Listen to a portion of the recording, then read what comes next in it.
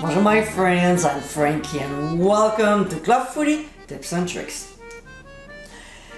Barbecue season is here and any home chef needs a few things like sauces as well as dry rubs. I've already posted 3 amazing recipes and here's another one. My coffee cocoa rub. This is probably the most versatile one to have. It goes so well with beef, pork, lamb, including venison and wild meat. Plus, it takes just a couple minutes to make. So let's get cooking.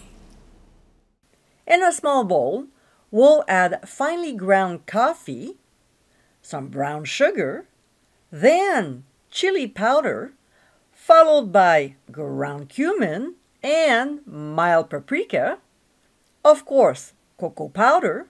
I'm using dark cocoa. The 2 usual suspects, which are ground sea salt and freshly ground black pepper, both very fine, and finally, onion powder and garlic powder. We'll whisk the ingredients until nicely blended and store in an airtight container in a dark, cool area. It will keep for up to 4 months.